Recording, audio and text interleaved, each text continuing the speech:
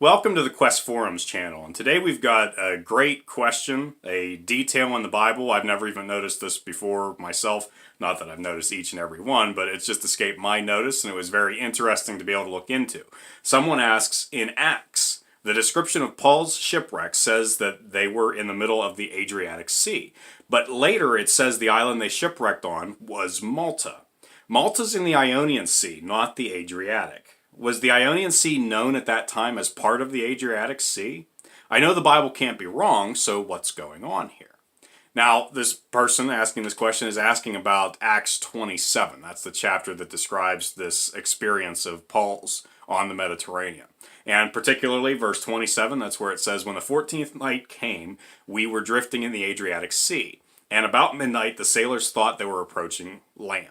Now, that land did turn out to be the small island of Malta.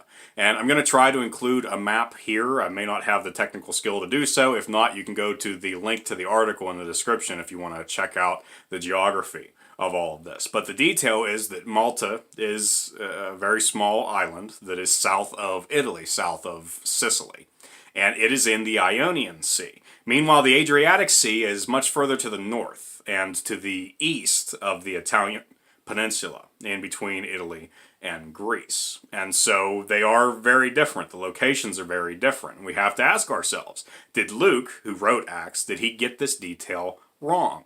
As a matter of fact, he did not. And he got it so right that it actually lends credibility to his account. It shows its reliability. Because the original Greek does not actually say Adriatic in Acts 27:27. It says Adrian.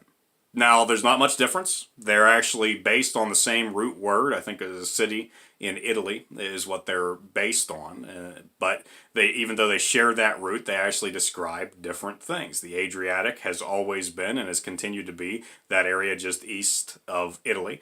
But the Adrian Sea was a term that was only briefly used, mostly during the 1st century AD. Which is at the time that Acts was supposedly written by Luke. And it was only used at that time to describe the Adriatic Sea and the Ionian Sea and the portion of the Mediterranean Sea that goes south from them to Africa. So it was that entire central part of the wider Mediterranean, the greater Mediterranean, was called the Adrian Sea for a very brief window in time. So Acts has this term in it used by Luke, and also the Jewish historian Josephus uses it around about the same time, and so does the Greek geographer Strabo. And in fact, Strabo actually says that the Ionian was part of the Adrian Sea. And so you put that all together, and it goes to show that basically Acts would have been written about the time it's traditionally believed to have been written by the companion of the Apostle Paul, Luke, or who's known as a doctor, and there seems to be some evidence that he was a doctor, an educated man, and so he was chronicling the experiences of the early church as the early church was building. Now, there are some people who say that Acts is a later forgery, that it would have been written a century or two afterward, but we have to ask ourselves a question now when you have a detail like this. Are we expected to believe that a later forger knew well enough to include a obscure geographical term that was only used at the time that he was saying his work was written? Or is it just more likely it was actually written by someone who lived at that time? And really that does make the most sense. This is just one thing from Acts that goes to make that point. There are a number of other archaeological and historical proofs that go to show that it was in fact written by Luke. But this is just one of those things, and that once we come to that realization that it was written by someone who lived at the time, then it points to another one, is that he was writing about and talking to actual eyewitnesses of the resurrection of Jesus Christ and to the birth of the early church. So this is not legendary development, this is really reporting of the facts as they're occurring at the time.